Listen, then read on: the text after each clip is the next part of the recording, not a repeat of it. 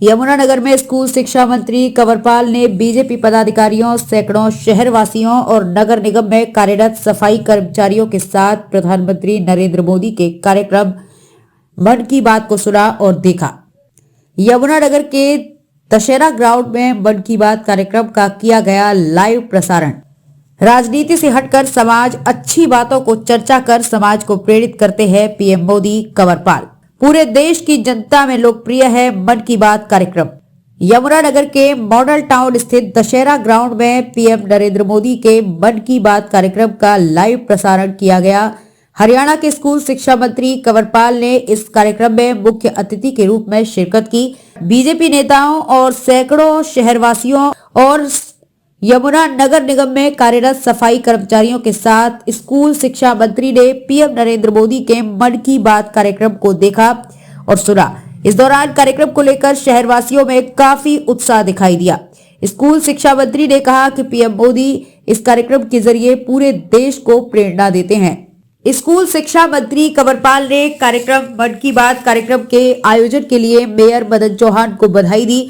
वहीं उन्होंने मीडिया से बात करते हुए कहा कि मन की बात एक ऐसा कार्यक्रम है जिसमें राजनीति की कोई बात नहीं होती। राजनीति से हटकर इस कार्यक्रम में पीएम नरेंद्र मोदी समाज की अच्छी बातों की चर्चा करते हैं और पूरे देश को जागरूक और प्रेरित करते हैं। आज के इस कार्यक्रम में पीएम मोदी ने कई उदाहरण दिए और बताया कि किस प्रकार गुजरात में 50,000 लोग स्वच्छता के लिए एक साथ काम कर रहे हैं।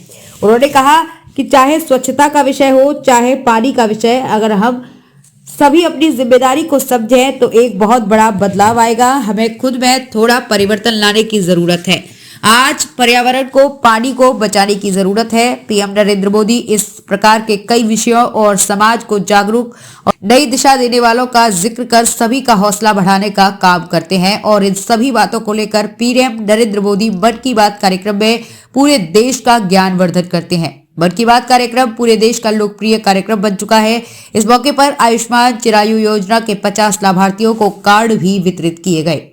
कार्यक्रम में भाजपा जिलाध्यक्ष राजेश सप्रा, यमुनानगर के विधायक घनश्याम दास अरोड़ा, मेयर मदन चौहान, समाज कल्याण बोर्ड की चेयरपर्सन रोजी मलिक आनंद, भाजपा वरिष्ठ नेता रामनिवास गर्ग, महामंत्री कृष्ण सिंगला सभी ने मन की बात कार्यक्रम को देखा और सुना।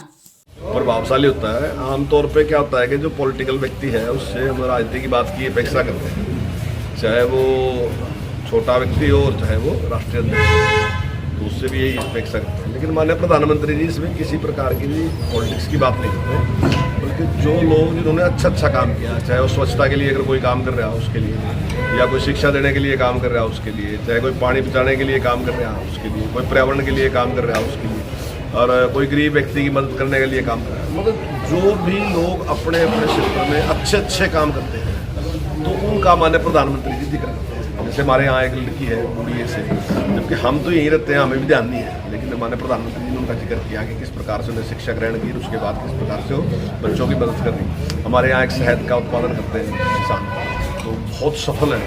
माननीय प्रधानमंत्री जी मन की बात में उनकी बात, ऐसे और भी कई ऐसे काम हैं जिनकी चर्चा माननीय प्रधानमंत्री। मैं समझता हूँ इससे लोगों को बड़ी प्रेरणा मिलती है और देश को अगर नंबर 1 बनाना, देश को आगे लेके जाना, तो उसके लिए जरूरी है कि देश के सभी लोगों में इस प्रकार की प्रेरणा से एक भाव जागृत हो, उसमें वो काम करें, उस देश को नंबर बनाने के लिए हम भी उसमें सहयोग करें। उत्साह जो लोग देखते हैं वो प्रभावित होते हैं बहुत। और हर आदमी के मन में एक विचार, जैसे आज की बात है, जैसे स्वच्छता के ऊपर उन्होंने एक शहर का नाम लिया कि वहाँ पे कुछ लोगों ने शुरुआत की और उसके बाद अब 50,000 लोग उसके साथ जुड़ गए। तो हम भी सोचते हैं कि इस प्रकार का हमारे यहाँ भी होना चाहिए।